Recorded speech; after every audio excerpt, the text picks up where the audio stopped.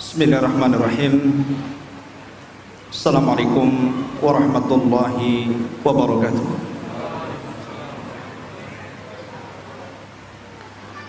Alhamdulillah, wassalatu wassalamu ala rasulillah Muhammad bin Abdullah wa ala alihi wa sahbihi wa mawalah, wa la hawla wa la quwwata illa billahi wa ba'du. Ma'asyiral muslimin, alhamdulillah, segala puja dan puji hanya milik Allah Subhanahu wa taala. Pada malam hari ini kembali Allah Subhanahu wa taala kumpulkan kita di masjid ini, dan kita selalu mendoakan kepada yang mendirikannya, semoga Allah Subhanahu wa taala menjaga beliau dan senantiasa membimbing beliau, termasuk juga kita semua yang hadir di sini. Pembahasan pada malam hari ini meneruskan pembahasan sebelumnya,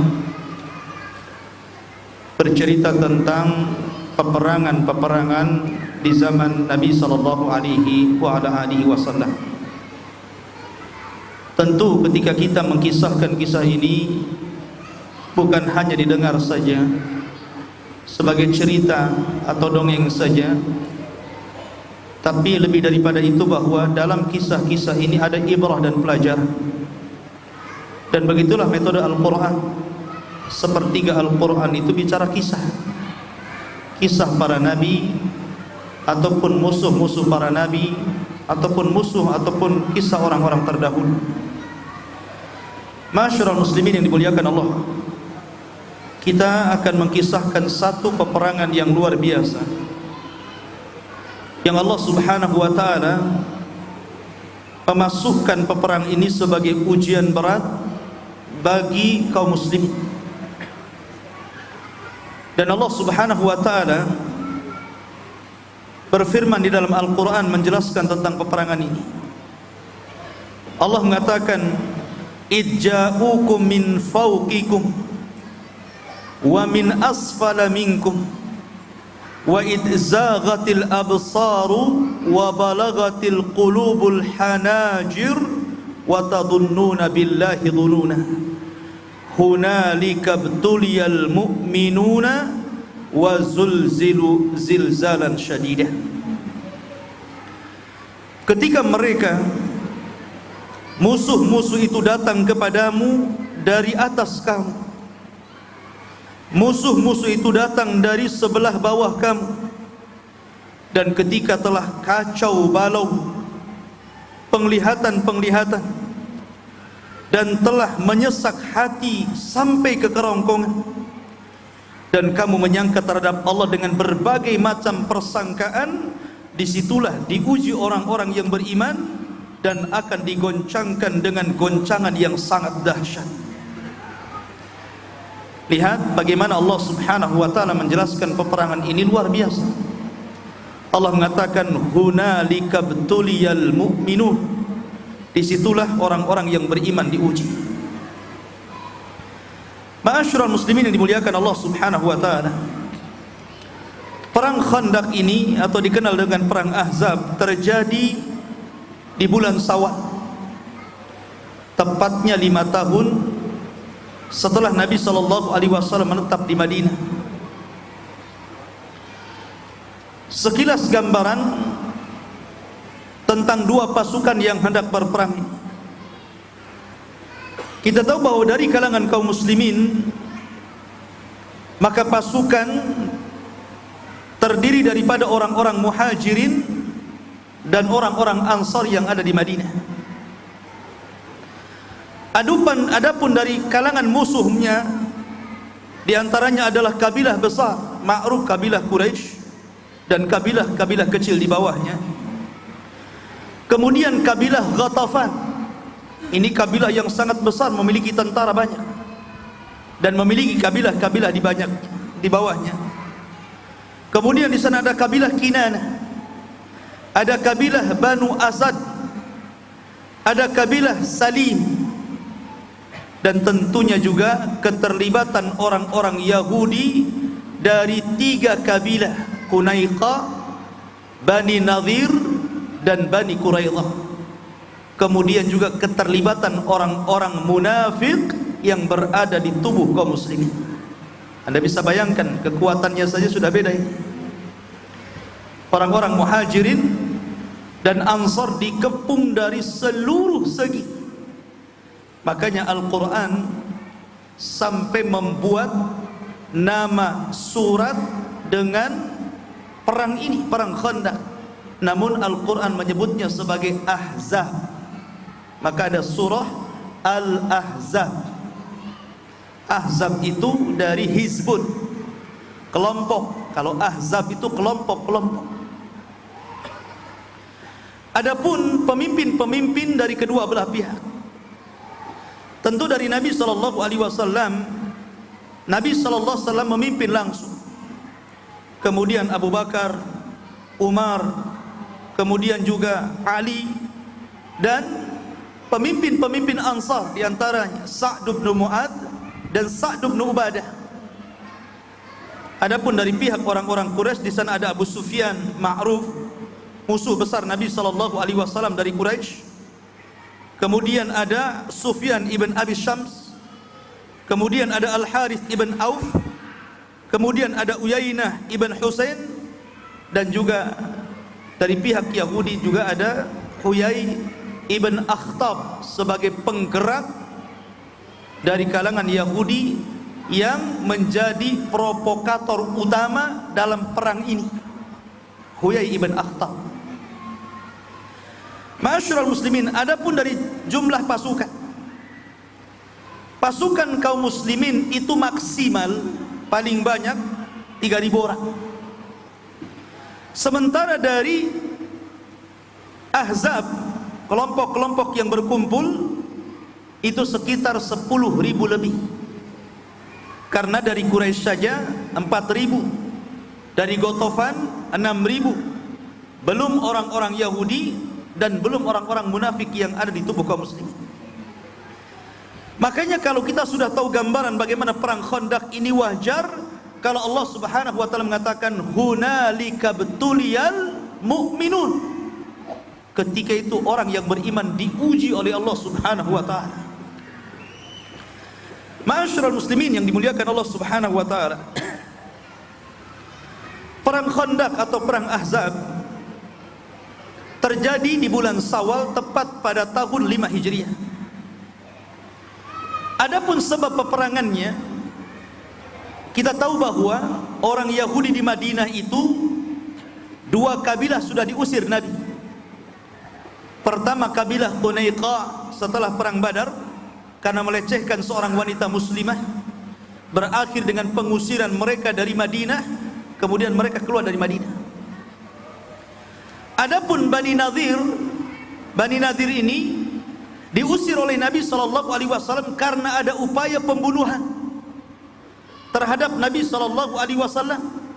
Makanya Rasul marah, kemudian mengusir mereka sehingga mereka keluar dari Madinah dan bertempat di Khaybar. Khaybar itu satu kota yang kaya, banyak kebun kurmanya. Sehingga kabilah yang masih menetap itu cuma satu, namanya Bani Quraidah, itu yang ada dalam Madinah. Lah Bani Nadhir ini yang dikepalai oleh Huyai ibn Akhtab dan yang lainnya ingin membalas dendam kepada Nabi SAW karena merasa tidak terima. Sudah banyak kesulitan yang mereka hadapi berhadapan dengan kaum muslimin. Sebelumnya Bani Quraidah diusir, kemudian mereka juga diusir, melihat perkembangan Islam yang luar biasa, tidak tenang hidupnya. Akhirnya kemudian Huyai bin Akhtab ini mengompori beberapa kabilah-kabilah Yahudi untuk bersatu. Untuk bersatu, kemudian akhirnya sepakat mengirim 20 orang sebagai perwakilan orang-orang Yahudi untuk menghasut seluruh kabilah Arab agar menyerang Nabi SAW dan pasukannya. Ini sebab terjadinya perang Khandaq di sini. Dan subhanallah ikhwan, semua takdir Allah Subhanahu wa taala. Huyai ibn Akhtab dan orang-orangnya datang ke Quraisy, menemui pembesar Quraisy siapa? Abu Sufyan. Kemudian berdiskusi soal apa yang terjadi, suasana ketika itu. Maka mulailah mereka mengompori orang-orang Quraisy, orang-orang Arab Quraisy dengan mengatakan, masih ingat engkau bagaimana kekalahan engkau di Badar, kemudian juga di Uhud. Sekarang fursatukum, sekarang waktunya kalian yang menang. Jangan asik Muhammad saja, sekarang waktunya kalian bergerak. Tapi sebelum itu orang-orang Yahudi ini pintar. Jadi mereka datang kepada orang-orang Quraisy Mekah itu, kemudian memuji-muji agama orang-orang Quraisy dan mengatakan bahwa inna dinakum khairun min dini Muhammad.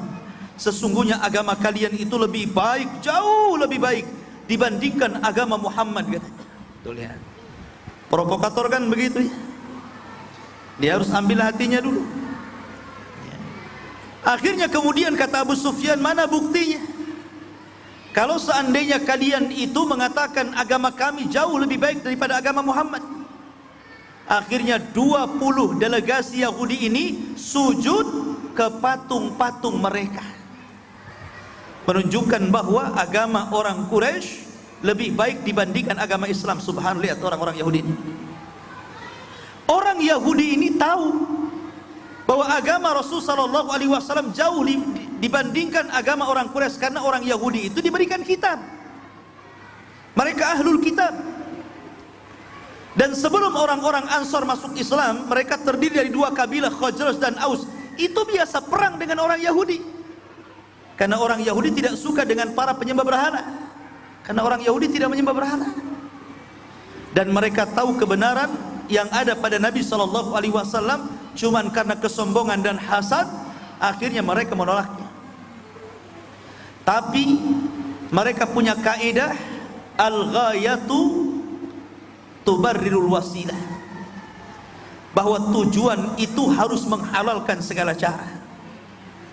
Itulah kaidah mereka.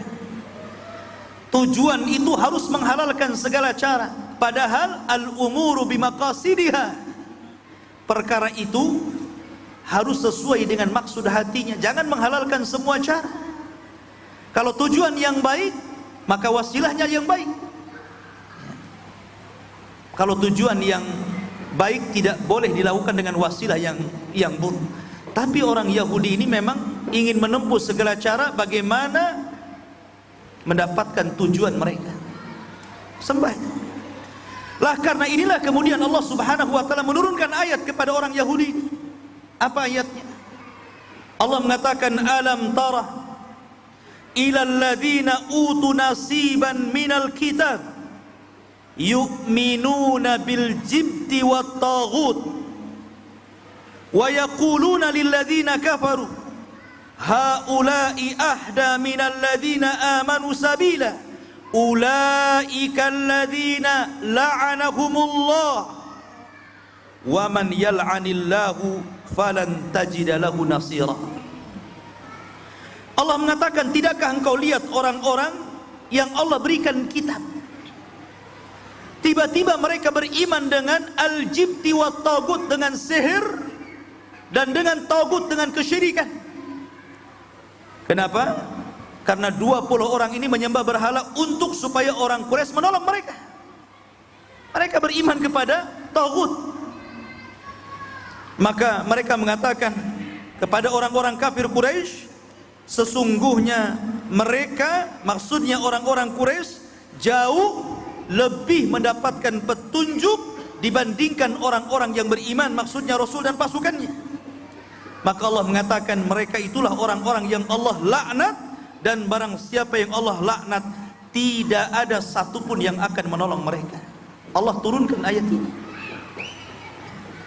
Setelah kemudian dilihatnya orang-orang Yahudi memuji-muji agama orang Quraisy, kemudian orang-orang Quraisy melihat orang-orang Yahudi juga mau menyembah berhala mereka, terjadi kesepakatan di antara mereka bahwa mereka siap membawa pasukan besar. Dari situlah orang-orang Quraisy membawa 4.000 pasukan. Satu kabilah, dan anak-anak kabilah Quraisy sudah berhasil dipengaruhi oleh siapa? Oleh orang-orang Yahudi. Lihat pengecutnya orang Yahudi, tidak mau berhadapan langsung dengan kaum muslimin.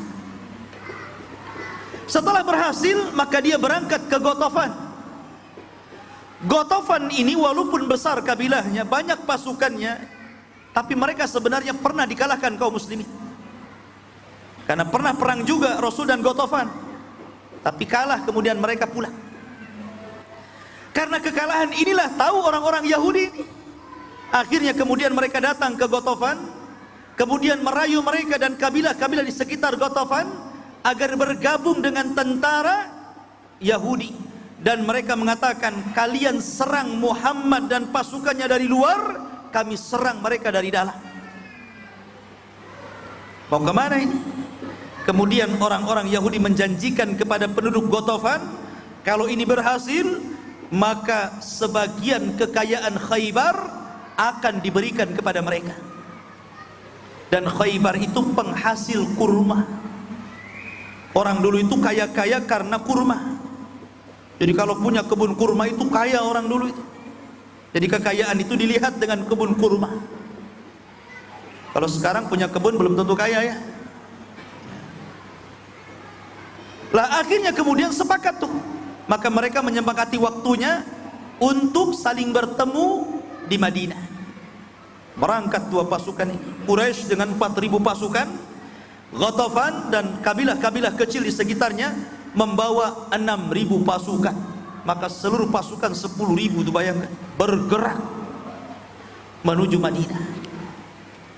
Ma'asyiral muslimin yang dimuliakan Allah Subhanahu wa taala.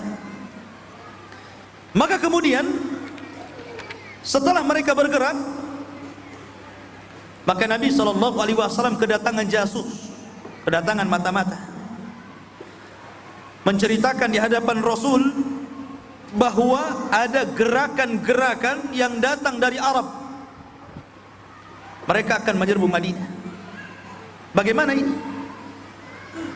Nabi SAW adalah orang cerdas, memiliki pandangan yang luar biasa. Sebenarnya Nabi SAW bisa saja menyerang 10.000 itu dengan pasukan berani matinya, karena para sahabat tidak takut mati kecuali orang munafik. Tapi Nabi SAW ingin bertahan di Madinah karena Rasul menggunakan logika. Ini 3.000 lawan 10.000, belum Yahudi, belum munafik, ini pasti akan terjadi kekalahan. Maka Nabi SAW berusaha untuk bermusyawarah dengan para sahabat. Lah ketika bermusyawarah itulah satu di antara para sahabat ada namanya Salman Al-Farisi. Salman Al-Farisi ini nggak pernah ikut perang. Di Badar tidak ikut, di Uhud tidak ikut.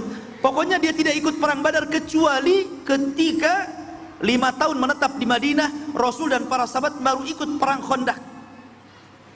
Bukan berarti dia tidak mau perang, tidak, karena ketika itu dia seorang budaknya Yahudi. Dia bekerja kepada orang Yahudi sampai dia merdekakan dirinya, bebas dari orang Yahudi, baru kemudian bergabung dengan Rasul. Makanya baru pada tahun 5 Hijriah dia baru bergabung dalam perang Khandaq. Dan Salman itu bukan orang Arab, Salman itu orang Persia. Karena kebanyakan sahabat yang mula-mula masuk Islam kebanyakan dari luar, bukan dari orang Arab. Contohnya Bilal. Bilal orang Ethiopia. Suhaib orang Romawi. Kemudian Salman orang Persia. Maka Salman memberikan idenya ketika itu dan mengatakan, ya Rasulullah, kunna fil Faris idza husirna khandaqna.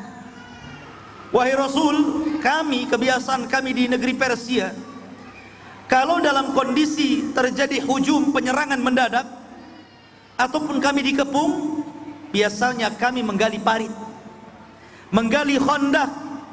Makanya dari sisi ini perang itu disebut Khandaq, tapi dari sisi musuh yang gabungan-gabungan tadi, maka perang itu disebut Ahzab.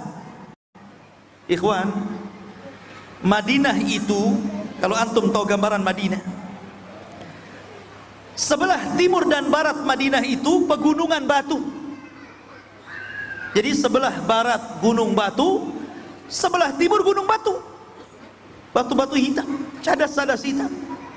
Sehingga musuh tidak mungkin datang dari barat, dan musuh tidak mungkin datang dari timur. Kenapa? Karena tidak mungkin dilalui oleh unta dan kuda.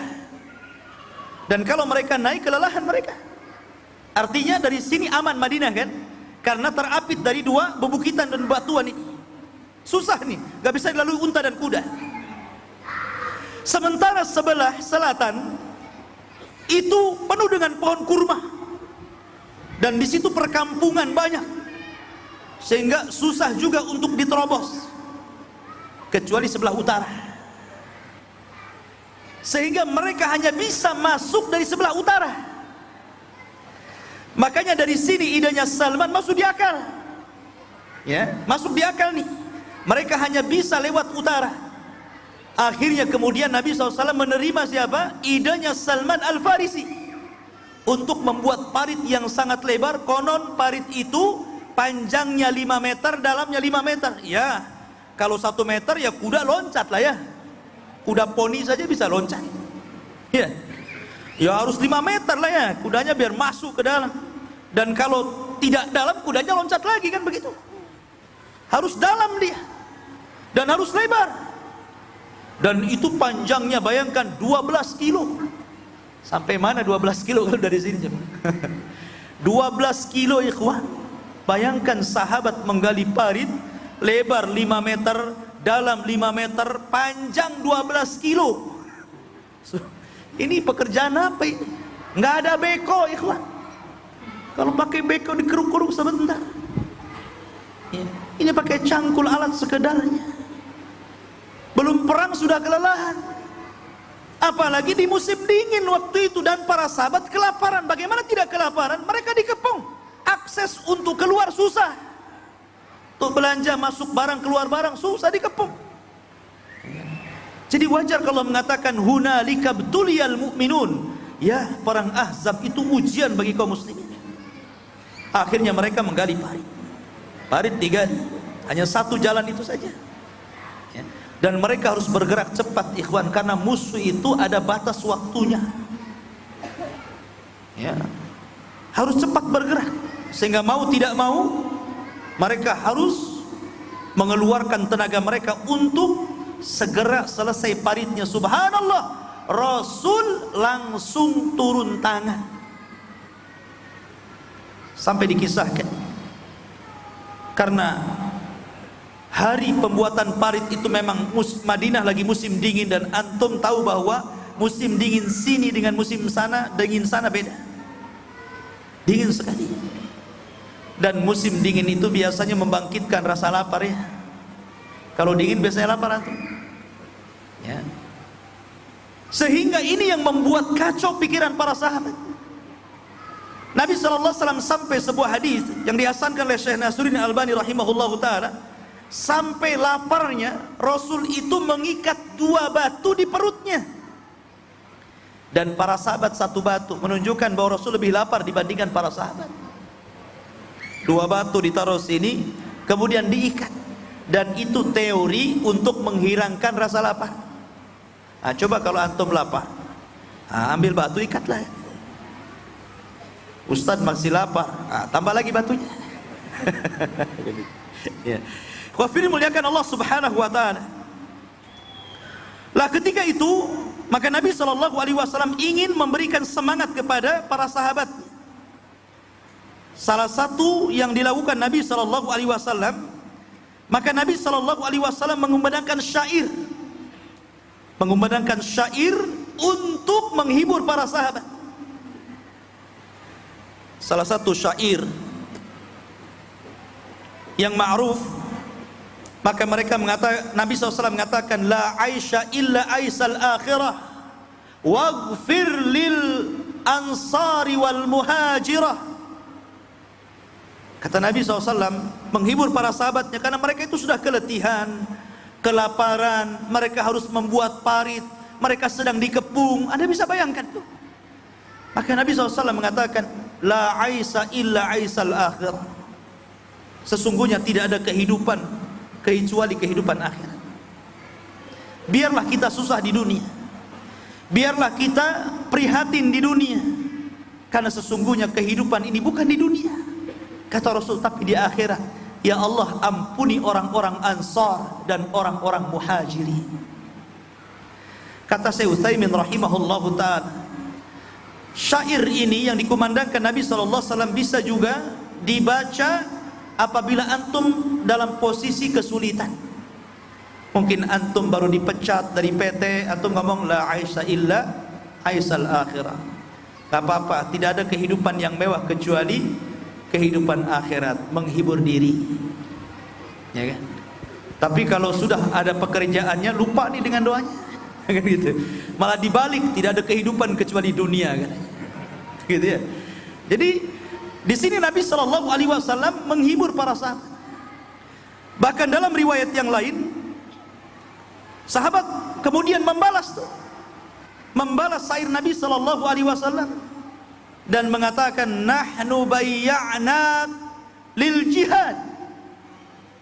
Kami membaiat kamu itu wahai Rasul hanya untuk jihad,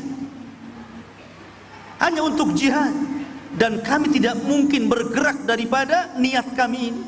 Subhanallah, tekad para sahabat luar biasa, tetap tidak mau meninggalkan Rasul dan berkhianat dengan Nabi SAW, padahal kondisinya sudah demikian gentingnya. Bahkan dalam riwayat yang lain, Nabi SAW mengambil syairnya Abdullah ibn Rawahah. Karena Abdullah bin Rawahah seorang penyair Arab, penyair Madinah, salah satu pembesar Khazraj. Dia mengatakan, laulallah mahtadaina wala tasaddaqna wala sallaina. Kalau bukan karena Allah, kata Rasul, tentu kami tidak akan mendapatkan hidayah. Tidak mungkin kami bersedekah dan tidak mungkin kami salat. Maka para sahabat juga ikut mendendangkan syair ini. Ya, karena memang hidayah itu semua karena Allah, bukan karena kecerdasan. Secerdas apapun Anda, itu bukan kunci hidayah. Berapa banyak orang cerdas tersesat, dan betapa banyak orang yang tidak cerdas dapat hidayah. Kalau bukan karena Allah, kata Rasul, tentu kami tidak dapat hidayah. Baik. Ada beberapa mukjizat yang terjadi di perang Khandaq ini, ikhwan. Salah satunya adalah ketika Nabi Shallallahu Alaihi Wasallam dilaporkan oleh para sahabat ada batu yang menghalangi proyek penggalian parit. Maka Nabi SAW datang membawa alat sekedarnya, tiba-tiba turun.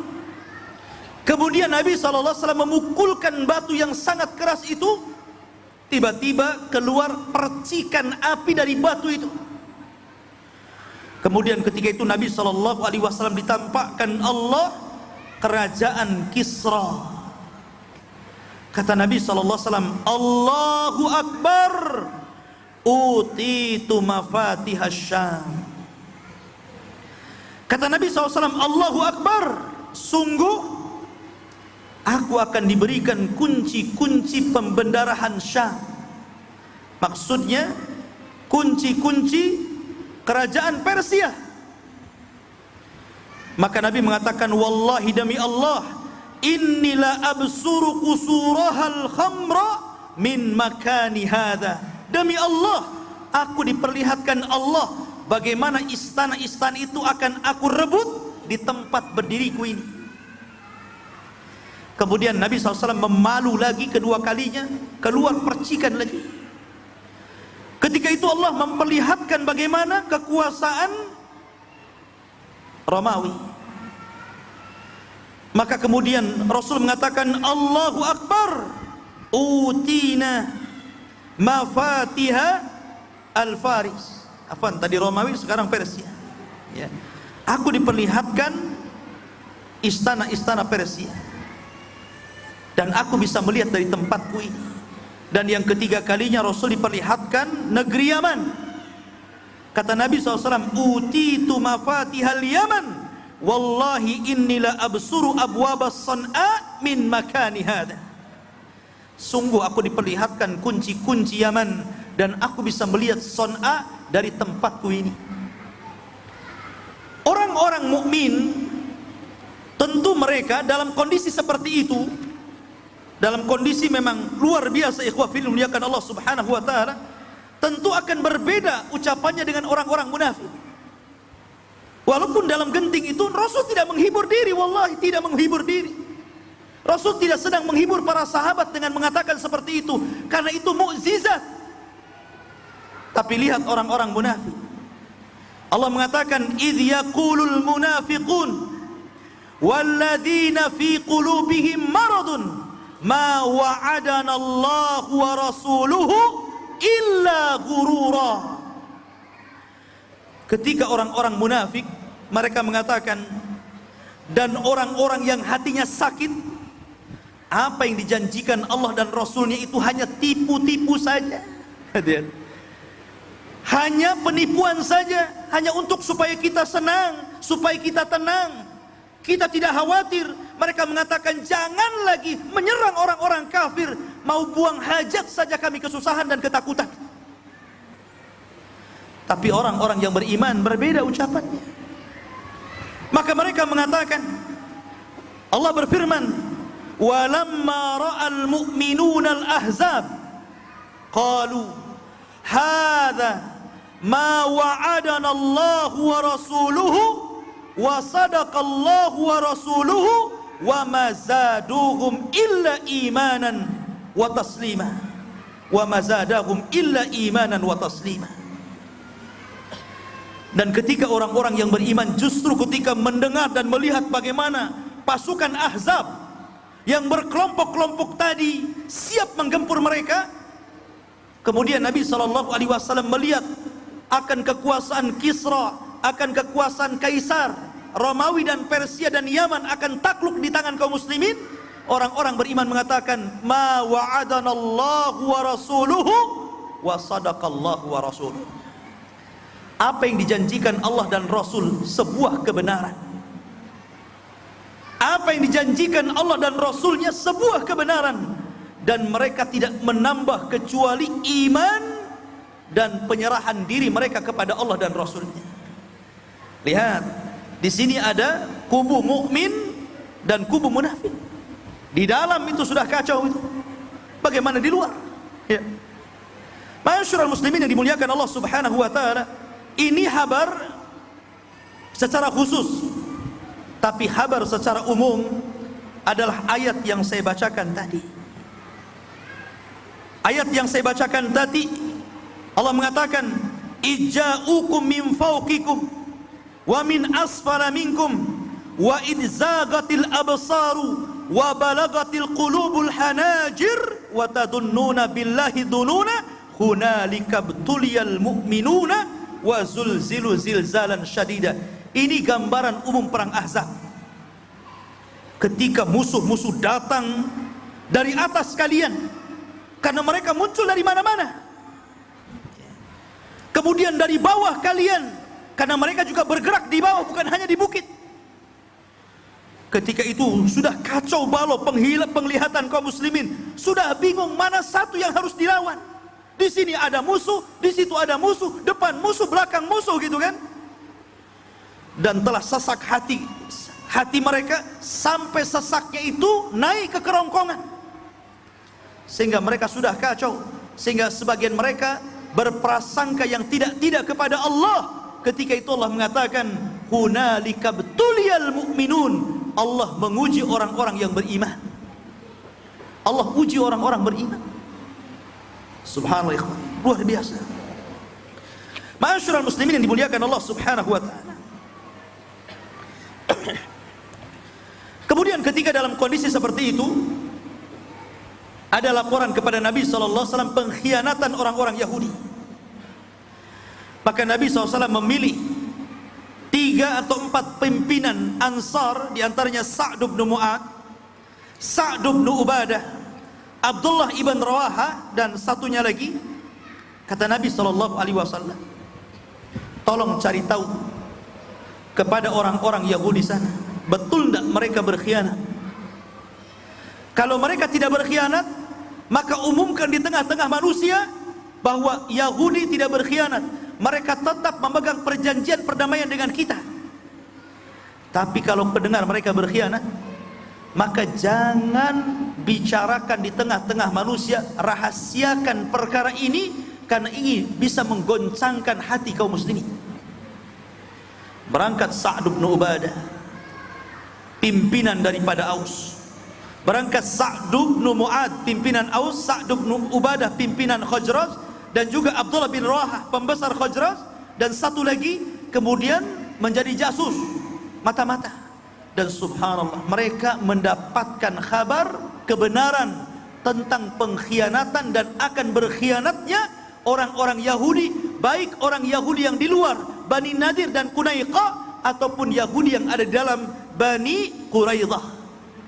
Oh, bergegas mereka, datang melapor kepada Nabi SAW. Makin kacau suasana. Ini diserang dari luar dan dalam ini. Apa yang harus dilakukan? Maka ketika itu Nabi SAW kemudian memanggil dua pemimpin Madinah ini, Sa'd bin Ubadah dan Sa'd bin Mu'ad. Kata Rasul, kalau begini kita harus menghalau orang-orang Ghatafan, karena mereka banyak pasukan, 6.000 pasukan Ghatafan itu banyak. Kalau Quraisy 4.000 saja. Bagaimana kalau seandainya separuh kekayaan Madinah kita serahkan kepada mereka, biar mereka pulang, biar kita berhadapan dengan Quraisy saja. Maka kata Sa'd bin Ubadah, Rasul, apakah itu wahyu dari Allah ataukah hanya ide kamu saja? Kata Nabi SAW, tidak, ini hanya ideku, bukan dari Allah Subhanahu wa ta'ala. Pentingnya bermusyawarah, ikhwan. Walaupun Rasul seorang Nabi, tetap bermusyawarah ya. Maka kata Sa'd bin Ubadah, Rasul, orang-orang Ghatafan dulu sebelum kami masuk Islam, kami masih di atas kesyirikan. Kami saja tidak pernah menyerahkan kekayaan kami kepada mereka, kecuali karena dua perkara: jual beli, ataupun karena urusan kira ataupun diyafah. Asal urusan bertamu, mereka bertamu kita kasih, atau mereka beli kita jual. Itu kami dulu waktu zaman musyrik.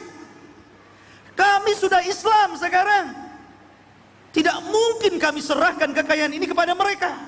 Nggak mau, katanya Sa'd bin Ubadah, nggak mau. Akhirnya Nabi SAW kemudian setuju dengan Sa'd bin Ubadah dan bertahan dan tidak melakukan penyerangan.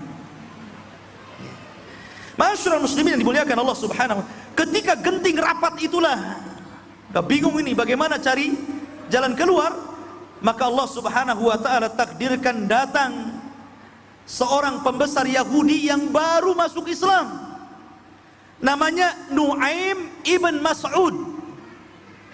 Nu'aim ibn Mas'ud ini orang Yahudi, tapi dia menyembunyikan keislamannya. Orang Yahudi tidak tahu kalau dia Muslim, sehingga dia mengatakan, ya Rasulullah, boleh enggak saya punya ide? Kata Rasul, silakan. Apa idemu? Kata Nu'aim, bagaimana kalau kita adu dombakan saja orang-orang Ghatafan, orang-orang Quraisy dengan orang-orang Yahudi. Dan al-harbu khidah, yang namanya peperangan itu penipuan. Menipu dalam perang tidak ada masalah, mengadu domba dalam peperangan tidak ada masalah, karena al-harbu khilah, peperangan itu tipu daya. Mau nipu dalam perang nggak apa-apa, yang penting menang. Nah, itu perang bedanya. Kalau sudah selesai perang jangan nipu. Ini khusus perang saja ya, karena ada nasnya. Akhirnya Nu'aim ibn Mas'ud datang kepada orang Yahudi. Datang dia kepada ngaco orang Yahudi. Katanya Nu'aim pada orang Yahudi, kaifa ana fikum, bagaimana menurut kalian tentang sosok saya ini? Karena dia salah satu tokoh Yahudi dulunya, maka dipuji orang Yahudi, anta khair, kamu orang baik, indana, di sisi kami orang Yahudi ya. Maka kemudian mulailah dia memasukkan keraguan kepada orang Yahudi tentang bantuan Quraisy. Apa katanya dia? Hal tadhunnuna anna Quraisyan idza qatalat nabiyan atau Muhammadan wa akhadat ma turid. Apakah kalian mengira kalau orang-orang Quraisy itu datang menyerang Muhammad, kemudian mereka mengambil apa yang mereka sudah inginkan, kemudian mereka pulang ke Mekah, apa kalian akan aman di Madinah? Boleh jadi setelah orang Quraisy perang, tiba-tiba Muhammad dan pasukan menyerang kalian syarra kitlah dengan seburuk-buruk penyerangan. Mau kalian? Digituin, ditakut-takutin. Kata orang Yahudi, betul juga ini katanya ya. Akhirnya kemudian dia mengatakan, wa kaifa ra'yuk? Lalu bagaimana pendapat? Maka kata Nuaim, begini saja. Bagaimana kalau seandainya kita minta jaminan kepada orang-orang Quraisy itu? Kita tahan 10 anak mereka sebagai jaminan. Kalau mereka berkhianat setelah memenangkan peperangan, kita bunuh saja 10 anak ini. Tentu mereka akan ketakutan dan tidak akan mungkin mereka keluar dari perjanjian. Karena anak mereka kita tahan, anak pembesar-pembesarnya kita tahan. Akhirnya muafik, setuju. Ya. Sudah selesai. Maka Nuaim bin Mas'ud bergerak menuju Quraisy.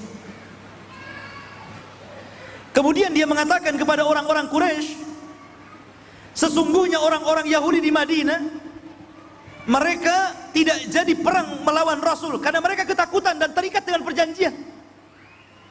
Akhirnya Muhammad marah dan mensyaratkan untuk supaya orang-orang Yahudi mengambil 10 orang anak pembesar Quraisy dan dibunuh. Itulah bentuk bahwa orang-orang Yahudi masih memiliki loyalitas kepada perjanjian perdamaian dengan Rasulullah SAW. Lihat, ya, begitulah orang adu domba ya. Antum jangan tiru. Ini perang. Akhirnya orang-orang musyrikun, ya, mulai ragu-ragu. Yang betul kamu ngomong, gitu kan? Ya, coba saja nanti dia akan datang ke sini. Ya. Kemudian dia Nuaim bin Mas'ud pergi, datang orang-orang Quraisy ini, datang orang-orang Yahudi menuju orang-orang Quraisy. Kemudian mengatakan, apakah ada jaminan kalau seandainya kalian memenangkan peperangan ini dan kami bantu dari dalam, kemudian kalian akan memberikan keamanan kami di Madinah? Kata orang Quraisy, ya tentu. Ya. Maka orang-orang Yahudi mengatakan, kalau begitu serahkan 10 anak pembesar kalian untuk kami bawa ke Madinah. Kata orang-orang Quraisy, kami sudah tahu ini maksudnya apa ini. Kenapa? Sudah tahu tadi dari Nuaim bin Mas'ud. Ya. Oh, nggak bisa. Ya. Nggak bisa. Akhirnya bubarlah pasukan ini. Tidak jadi. Kemudian mereka melakukan penyerangan bersama-sama kepada Madinah. Kacau balau di luar akhirnya. Ya. Ma'asyiral muslimin yang dimuliakan Allah Subhanahu wa taala. Itu sekilas tentang kacaunya di luar. Akhirnya karena orang-orang Quraisy dan Ghatafan juga sudah berada di Madinah. Sementara orang Yahudi tidak mau ikut campur lagi karena sudah ketakutan juga. Dan begitulah orang Yahudi. Orang Yahudi itu kalau berperang bersama orang Islam tidak berani langsung berhadapan-hadapan, pasti mengambil orang untuk berperang, entah dengan dibayar gitu kan, entah dengan diiming-imingi apa begitu. Begitulah orang Yahudi licik. Ya. Akhirnya mereka pun berperang dalam perang Ahzab. Memang ada sedikit mubarazah, perang tanding di antaranya Ali dan Amr bin Abdullah bin Wud gitu kan, dan beberapa sahabat, tapi tidak banyak. Dan subhanallah yang luar biasa, dalam perang Khandaq ini tidak banyak yang jadi korban, lain seperti perang Uhud ya. Karena dalam perang Khandaq ini korban hanya sedikit. Dari kaum muslimin 9 orang. salah satunya pembesar Ansar, dan dari orang musyrik hanya 4 orang saja. Tetapi Nabi SAW membiarkan orang-orang itu lari tunggang langgang kembali ke Mekah, dan dengan sedikitnya korban dan sedikitnya peperangan menunjukkan bahwa Islam itu tegak bukan dengan peperangan. Karena tidak banyak korban kan, sedikit perang, ya memang berhadapan-hadapan, siap-siap tempur-tempuran gitu kan, tapi tidak jadi, akhirnya dimenangkan. Atau mungkin ada perdamaian. Dan ini menunjukkan bahwa agama Islam itu agama rahmat, ikhwan. Ya, bukan teroris, bukan radikalis, bukan agama sadis, tidak. Peperangan yang tumpah darah itu bisa dihitung dengan jari. Ini buktinya perang Ahzab yang dikepung saja, yang korban tidak banyak. Subhanallah, ikhwan. Nabi SAW berusaha melindungi parit itu, dan para wanita, bayi-bayi diletakkan di bukit-bukit yang tinggi supaya mereka aman. Dan Nabi SAW mewakilkan kepada Abdullah ibnu Ummi Maktum untuk menjadi muadzin sekaligus imam di Masjid Nabawi. Padahal Abdullah ibnu Ummi Maktum itu adalah orang buta, dan dulu pernah dicuekin Rasul. Ketika Nabi berdakwah di hadapan pembesar-pembesar Quraisy, datang Abdullah ibnu Ummi Maktum mengganggu dakwah Rasul. Kemudian Rasul ngelirik saja enggak, sampai Rasul bermuka masam. Ngapain dia datang, mungkin bahasa kitanya gitu. Maka Allah turunkan ayat abasa wa tawalla an ja'ahul a'ma. Allah tegur, jangan seperti itu, jangan bermuka masam. Ini jelas-jelas mau masuk Islam, itu belum tentu walaupun pembesar gitu kan. Maka Rasulullah SAW kemudian ditegur oleh Allah. Dulu dia tidak diperhatikan, dalam perang Khandaq justru dia orang pilihan menjadi muadzin dan imam Masjid Nabawi. Dia buta, dan dia seorang muadzin di sholat subuh. Loh, bagaimana dia buta tapi jadi muadzin sholat subuh? Cemana dia melihat fajar shodiknya? Dia kan buta, ya. Tetapi walaupun dia buta, dia diberitahu Bilal, karena Bilal itu adzan pertama dalam sholat subuh. Apabila datang fajar shodik, maka dia mengatakan, "Qum ya ibna Ummi Maktum fa'adzin." Berdiri wahai ibnu Ummi Maktum, adzanlah subuh. Makanya Rasul mengatakan, makanlah minumlah kalau masih mendengar suara adzan Bilal, dan berhentilah makan dan minum kalau sudah mendengar suara adzan ibnu Ummi Maktum. Taib. Maka Rasul menjaga parit, subhanallah. Nabi SAW ketika menjaga parit ini, karena pasukan terus nyerang, sehingga Nabi SAW ini kan mereka kuda nggak bisa masuk, akhirnya panah-panahan saja tuh. Makanya kebanyakan para sahabat yang wafat itu karena kena panah, bukan berhadapan-hadapan, karena dibalik ini dibentangkan parit masalahnya. Sampai Nabi SAW tidak mungkin meninggalkan parit, waktu asar sudah datang. Mereka belum sholat asar, sampai ketika matahari tembenam, datang waktu maghrib, barulah Nabi SAW bisa melaksanakan asar di waktu maghrib ketika penyerangan berhenti. Kata Nabi SAW, "Mala Allahu kuburahum wa buyutahum nara." Semoga Allah memenuhi api dalam kuburan-kuburan dan rumah-rumah mereka. Syagaluna an salatil wusta, karena mereka telah menyibukkan aku dari solat wusta, maksudnya solat asar. Allah mengatakan, hafidhu ala salawati was salatil wusta, jagalah 5 waktu solat, terutama solat wusta. Yang dimaksud solat wusta adalah solat asar, ya. Solat asar. Dan dalam fikih boleh, kalau orang disibukkan begitu kan, akhirnya keluar dari sholat, waktu sholat, maka dia, masalahnya sholat asar itu tidak bisa dijama dengan maghrib, ikhwan. Yang bisa dijama itu duhur dengan asar, maghrib dengan isya. Jadi berarti Nabi ini melakukan sholat di luar waktu. Kalau seandainya belum duhur, masih bisa lakukan di asar, ya. Dan dalam ilmu fikih boleh seseorang itu karena darurah, karena sesuatu yang terpaksa akhirnya sholat di luar waktunya, seperti Nabi SAW, dan juga Anas bin Malik juga pernah mengalaminya dalam perang Tustar. ketika membebaskan negeri Persia, merebut Baitul Maqdis di tangan orang-orang Nasrani. Dalam perang Tustar, Anas bin Malik dan pasukannya berhasil menjebol Tustar itu di waktu sholat subuh, dan mereka memenangkan perang Tustar itu setelah matahari terbit. Maka Anas dan para sahabatnya sholat subuh di luar waktunya, tapi dalam posisi antum memang ada hal-hal yang tidak mungkin tidak. Ini antum nggak perang ya, tapi subuhnya jam 7 gitu, itu yang masih sholat subuh. Ada juga nggak subuh ya, padahal ringtone-nya suara adzan, samping kiri musola, samping kanan masjid gitu kan, nggak bangun juga kan. Lah di sini ikhwah fillah muliakan Allah azza wajal, bahwa peperangan ini dahsyat sekali gitu maksudnya, sampai Rasulullah SAW tidak bisa meninggalkan parit sampai perang selesai gitu maksudnya. Lah ketika itulah ikhwatu fillah muliakan Allah subhanahu wa ta'ala, Allah berfirman dalam Al-Quran, Allah mengatakan, ya ayyuhalladzina amanu udhkuru ni'matallahi alaikum idh ja'atkum junudan fa arsalna alaihim rihan wa junudan lam tarauha wa kana Allahu bima ta'maluna basir.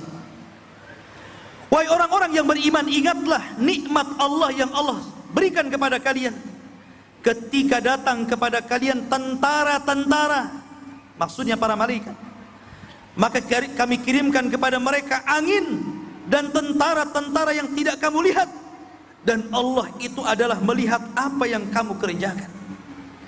Disitulah Allah subhanahu wa ta'ala ketika mereka sudah kebingungan, orang-orang yang di dalam Madinah ini kebingungan gitu kan, peperangan tidak, kalau ini lama-lama orang kelaparan di dalam ini. Maka ketika malam hari tiba-tiba Allah subhanahu wa ta'ala datangkan angin yang sangat dingin dan kencang. Kemudian angin ini dikirim oleh tentara-tentara Allah sehingga menghempaskan tenda-tenda pasukan orang-orang kafir, bahkan menghempaskan periuk-periuk mereka, bahkan api-api dihempas oleh angin sehingga terjadi kebakaran di mana-mana. Akhirnya mereka bangkrut, kemah sudah hancur, kebakaran gitu kan, sementara melayang ke sana kemari, apalagi sudah khasarah, bangkrut. Kalau mereka terus kemudian melanjutkan peperangan, mereka akan kalah. Walaupun mereka posisinya adalah mengepung, tapi kalau perbekalan sudah nggak ada, mereka pun akan kelaparan masalahnya. Lebih baik mereka sudah mengenang bagaimana kekalahan di Badar dan perang-perang yang lainnya. Akhirnya orang-orang kafir pun, kafir musyrik, pulang lagi ke Mekah. Orang Ghatafan pulang ke Ghatafan, orang-orang Quraisy pulang ke Quraisy. Yang tersisa siapa? Yahudi. Baru tahu ya go ya. Sekarang teman-temanmu sudah nggak ada. Sementara orang Yahudi yang di dalam Madinah cuma tinggal satu kabilah, namanya Bani Quraidah. Karena kabilah Bani Quraidah dan kabilah Bani Nadir sudah jauh di Khaybar. Ketika Nabi SAW baru selesai perang Ahzab ini, baru dimenangkan Allah, luka-luka para sahabat belum kering. Makanya Allah mengatakan, lilladzina istajabu lillahi walir rasul min ba'di ma asabahumul qarah lilladzina ahsanu minhum wattaqau ajrun adzim. Bagi orang-orang yang memenuhi panggilan Allah dan Rasulnya setelah mereka ditimpakan luka-luka peperangan, bagi orang-orang yang beriman dan bertakwa, artinya mau menambah peperangan lagi, maka bagi mereka pahala yang sangat besar.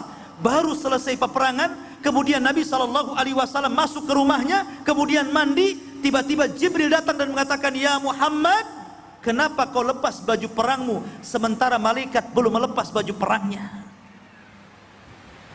Kata Nabi SAW, apa maksudnya? Maka kata Jibril, berangkat ke Bani Quraidah, serbu mereka. Maka Nabi SAW pakai lagi baju besinya, keluar, dikumpulkan para pasukan Ahzab ini. Mereka belum istirahat, luka-luka mereka masih bercucuran. Tapi Nabi SAW bergerak dan mengatakan, ya ayyuhan nas, hei manusia, idhabu ila Bani Quraidah fala tusalliyanna ahadukumul asra illa fi Bani Quraidah. Masya Allah. Kata Rasul, hei manusia, bergerak kita, kepung, serbu Bani Quraidah, bergerak dari sekarang, jangan sholat asar di jalan kecuali sampai di Bani Quraidah. Bergerak pasukan ikhwan, 3.000 pasukan bergerak. Di sini ada sedikit faedah fikhiyah, faedah fikih. Ketika para sahabat bergerak, rupanya ada orang yang sholat asar di jalan, dan ada yang sholat asar di Bani Quraidah melihat dohir perintah Rasul, sehingga dilaporkan kepada Rasul. Rasul, di antara kami ada yang sholat asar di jalan dan ada yang sholat asar di Bani Quraidah karena melihat dohir dari perintah anda. Tapi Nabi SAW tidak mencela keduanya, tidak mencela orang yang sholat di jalan dan tidak pula mencela orang yang sholat di Bani Quraidah, karena perkara ini perkara muhtamil, perkara yang ada kemungkinan. Perintah Rasul itu ada kemungkinan di dalamnya. Bagi yang sholat asar di jalan, karena memahami perintah Rasul itu, boleh jadi Rasul menghendaki bergegas segera biar cepat sampai maksudnya. Bukan tidak boleh sholat asar di jalan, tetapi sebagian para sahabat melihat dohir daripada perintah. Makanya kata Imam Ibnu Hazm rahimahullahu ta'ala mengatakan, kalau aku hidup di zaman itu, maka aku akan sholat di Bani Quraidah sebagaimana dohir perintah Nabi SAW. Tapi hikmah fikhiyahnya di sini, Nabi tidak mencela dalam urusan perselisihan furu'. Coba. Maka antum juga sama. Jangan gara-gara antum berbeda pendapat dalam urusan furu'iyah, dalam urusan amaliyah ibadah, kemudian antum saling menyalahkan. Gara-gara kunut subuh, di bid'ah-bid'ahkan, kadang-kadang nggak mau sholat di situ. Kenapa nggak mau sholat di situ? Nggak ada kunutnya. Kenapa nggak mau sholat di situ? Ada kunutnya. Gini dia. Ini cemana nih orang ini? Gara-gara kunut, akhirnya cerai suami istri. Yang istri kunut, suami nggak kunut. Ini istri saya ini bid'ah ini, katanya. Nah, ikhwah, janganlah urusan-urusan furu. Nabi loh tidak marah kok. Kenapa antum yang marah? Ya, kecuali urusan akidah lah, itu baru. Nah, ini ada faedah, jangan terlampau keras antum. Kalau masih ada ulamanya dalam urusan fikih, sudah biarkan, jangan terlalu keras. Ya.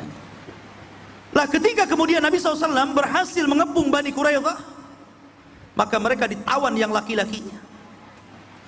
Kemudian Rasul memanggil pemimpin Ansar, Sa'd bin Mu'adz, dan mengatakan, ya Sa'd, sekarang hukuman mereka terserah kamu. Kira-kira apa yang engkau akan lakukan kepada mereka? Saya ikut, kata Rasul. Maka kata Sa'ad, seluruh wanita-wanita dan orang-orang lemah jadikan mereka tawanan, tapi semua yang laki-laki, yang kuat-kuat, yang muda-muda, bunuh semuanya. Karena sebab mereka peperangan ini terjadi, sebab mereka orang-orang Yahudi yang menghasut Arab ini peperangan ini terjadi. Kata Rasul, hakamta bi kitabillah, kamu telah berhukum dengan hukum Allah.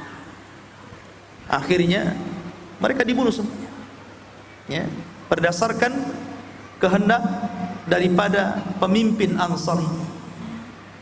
Lah dari sini ikhwafidin dimuliakan Allah Subhanahu wa taala, berakhir kisah terang perang Ahzab. Saya hanya kutip-kutip ringkasannya karena juga waktu yang kurang memadai.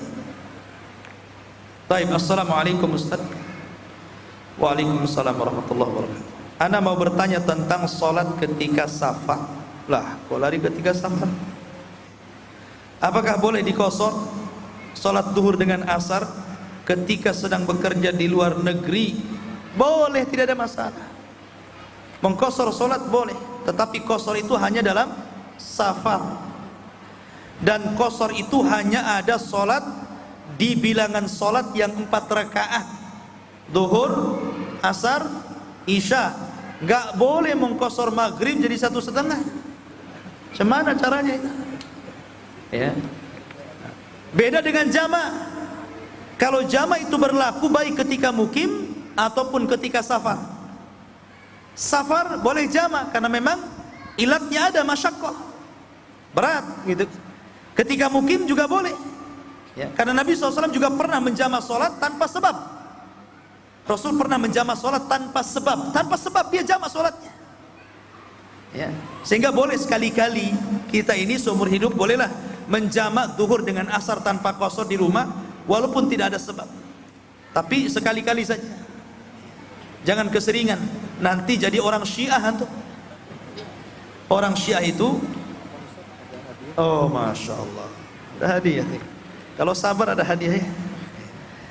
Orang Syiah itu kan sholatnya 3 waktu, semua main jama', ya. Orang Syiah itu sholatnya 3 waktu main jama' semua.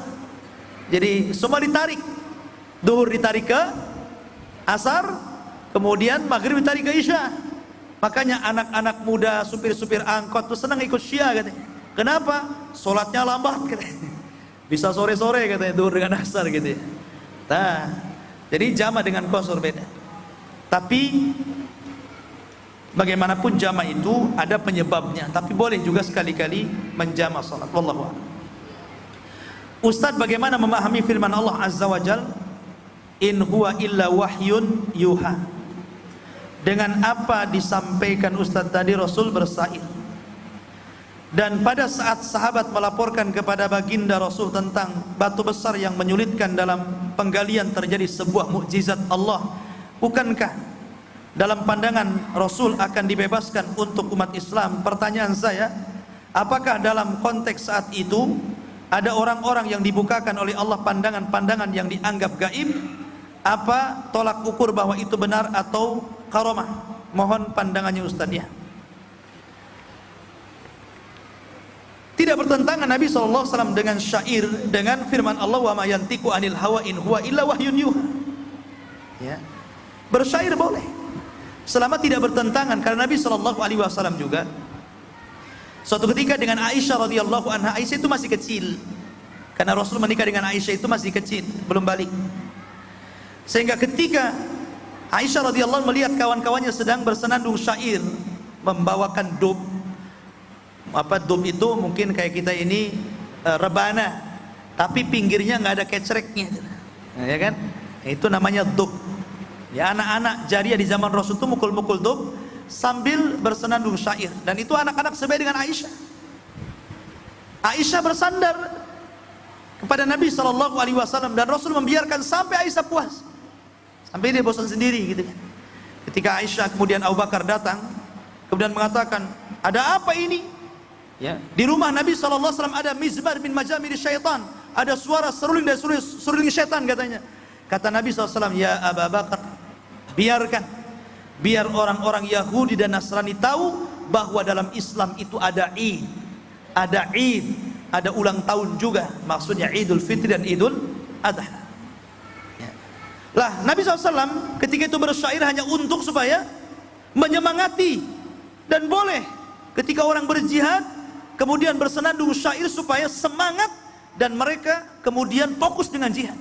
Boleh, tidak ada, selama isi syair itu tidak bertentangan dengan Al-Quran, dan itu boleh, wallahu a'lam. Ya. Kemudian yang kedua, tentang masalah Nabi SAW melihat batu, ini mukjizat.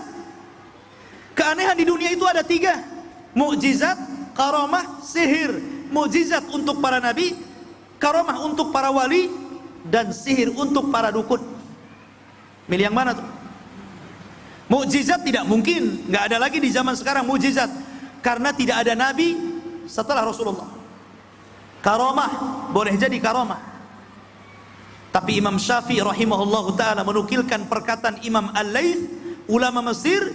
Dia mengatakan, in ra'aita rajulan, kalau engkau melihat laki-laki penampilannya seperti ustad, pakai serban, pakai songkok, penampilannya seperti ulama, tiba-tiba yamshi alal ma' au yatiru fil hawa, kok bisa berjalan di air, terbang di langit? Kata Rasul, fattahimhu, curigai dia. Kalau amalannya sesuai dengan Al-Quran dan Sunnah, maka dia wali Allah. Tapi kalau amalannya tidak sesuai dengan Al-Quran dan Sunnah, maka dia wali syaitan, wali syaitan, kata Imam Syafi'i. Ya, jadi karamah itu harus wali-wali Allah. Inna awliya Allah la khaufun alaihim walahum yahzanun. Sesungguhnya wali-wali Allah itu orang-orang yang tidak ada rasa takut dan tidak sedih hati, karena orang-orang yang disebut wali itu adalah orang-orang yang beriman, wa kanu yattaqun, dan mereka bertakwa. Adapun sihir bisa saja. Masalahnya zaman sekarang itu antara sihir dan karamah itu beda tipis. Ya kan? Mana sihir, mana karamah, bingung kita. Ya. Ini ustadz punya keanehan, tapi amalannya jauh daripada sunnah Rasul.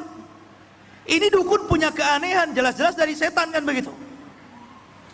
Jadi kita katakan bahwa Rasul itu mukjizat, karena di perang Khandaq banyak mukjizat. Salah satunya apa? Salah satunya makanan yang disediakan oleh Jabir bin Abdullah, putra daripada Abdullah bin Haram. Jabir melihat dingin yang sangat, para sahabat naruh batu di perutnya, Rasul pun buah batu kelaparan. Akhirnya dia nggak tega, datang kepada istrinya, istriku, bisakah engkau masak? Melihatkan Rasul kelaparan gitu kan. Kata istrinya, bisa, saya masak. Masaklah, masak dia. Padahal hanya untuk beberapa orang saja, ingin mengundang Rasul dan sebagian para sahabat yang dipilihnya saja. Kemudian setelah masak, Jabir mengatakan, ya Rasulullah, mari ku undang kau masak. Belum lagi menyebutkan angka berapanya, kata Rasul, para sahabat, Jabir mengundang kita makan 1000 pasukan, ikhwan. Ini 2 priuk. Coba bayangkan coba. La ilaha illallah. Kata Nabi SAW, irji ya Jabir, pulang kau Jabir. Hadis ini dalam Sahih Bukhari loh ya. Pulang wahai Jabir, kau jangan pernah membuka tutup priuk itu. Jangan kau apa-apain dulu sampai ku datang. Akhirnya Nabi SAW datang, kemudian berdoa di situ. Subhanallah, 1000 pasukan makan dari 2 priuk itu, dan sama sekali tidak habis, masih ada sisa untuk dimakan Jabir dan keluarganya. Bagaimana caranya itu? Mukjizat. Antum tidak bisa kayak gitu. Antum jangan coba-coba. Ya, ayo kita makan di rumah saya gitu kan. Ini 1 Jabal Arafah gitu kan. Antum tekor gitu. Ya. Wallahu a'lam. Jadi itu mukjizat. Baik. Ada, Masya Allah, Mushaf Al-Quran. Pertanyaan yang pertama. Siapa penggerak atau provokator yang menggerakkan orang-orang dalam perang Khandaq? Yang dekat itu.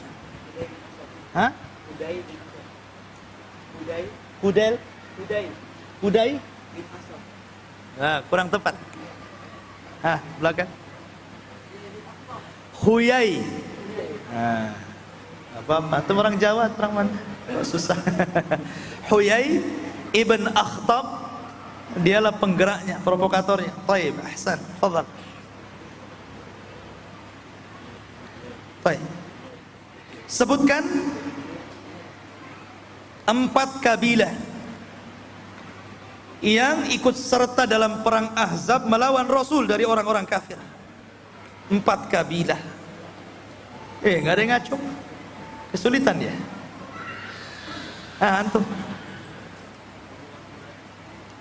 Kabilah Quraisy. Terus? Apa? Kinanah, taib. Quraisy, Kinanah. Bani Nadir lah, itu Yahudi. Orang Quraisy dari Arab. Ya. Dari Arab. Siapa yang bisa? Ujung, Masya Allah. Fadhal.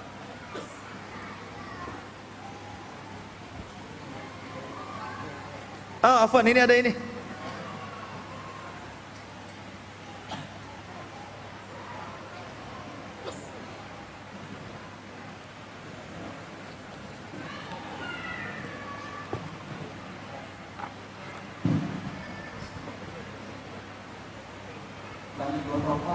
Ya, Bani Ghatafan, Bani Asad. Itu baca ya? Nggak jadi, ini kuis ya. Kalau baca nanti baca juga ngasihnya. Taib, yang lain jangan baca. Taib, sekarang sebutkan 3 kabilah Yahudi. Fadhalan. Bani Quraidah, Bani Nadir, Bani Qunaiqah. Ahsan, Masya Allah. Ini mantap ya. Masya Allah. Taib. Dalam perang Ahzab, siapa 2 pemimpin Ansar yang terlibat? Sebutkan siapa dia. Yang jauh dulu, yang dekat sudah. Fadhal. Sa'ad bin Mu'ad, Sa'ad bin Ubadah. Mana yang dari Aus, mana yang dari Khazraj? Khazraj, Sa'ad bin Ubadah. Ya, tidak apa-apa, itu kan pertanyaan susulan. Fadhal. Iya, pulang sana. Taib, nama-nama orang aja nih kuisnya.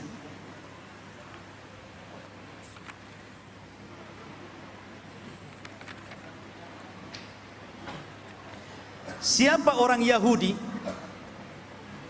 yang baru masuk Islam kemudian mengadu domba sehingga peperangan ini jadi kacau?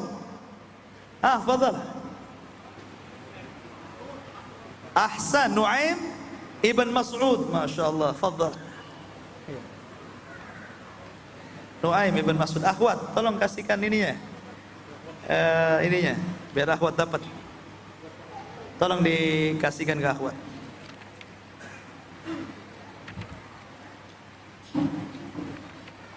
Pertanyaan untuk akhwat. Sebutkan bulan dan tahun kapan terjadinya perang Khandaq. Itu yang ngacung tuh. Tapi banyak yang ngacung. Oke, yang paling depan dulu sebelum belakang. Yang tengah, ya. Yang tengah, fadhal, yang tengah, enggak apa-apa, siapa? Depan, tengah, silakan. Kasihkan itu, ini mic-nya udah dikasihkan? Fadhal. Iya. Ya, silakan yang depan. Fadhal, fadhal ya. Mic-nya, kasih mic-nya biar dengar.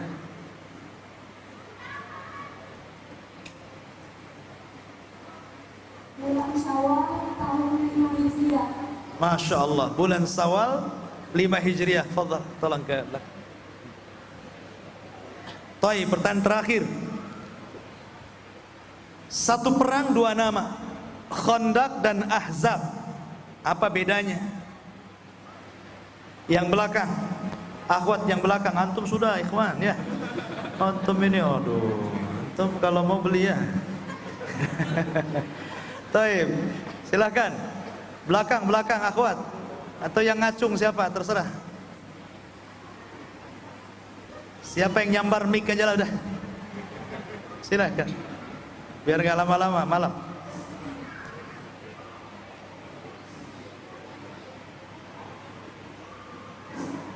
Kalau Khandaq itu perang yang ada bikin parit. Ahsan. Kalau Ya. karena perangnya itu ada paritnya, bikin besar. Kalau Khandaq Karena perangnya itu bikin parit besar. itu Khandaq. Kalau Ahzab, Ahzab, karena perangnya itu sangat berat bagi kaum muslimin. kenapa berat? Karena dia berada di musim dingin dan diserang oleh 10.000 pasukan orang kafir. Ahsan, karena banyaknya Ahzab, kelompok-kelompok sampai mencapai 10.000 10.000? 10.000. Ahsan, taib. Tolong ke belakang ya. Iya, itu saja yang bisa sampaikan. Insyaallah kita lanjutkan dengan perang-perang yang lainnya yang pernah dilakukan di zaman Rasul. Kita tutup dengan kafaratul majlis. Subhanallah bihamdika, asyhadu an la ilaha illa anta, astaghfiruka wa atubu ilaik. Allah taala. Assalamualaikum warahmatullahi wabarakatuh.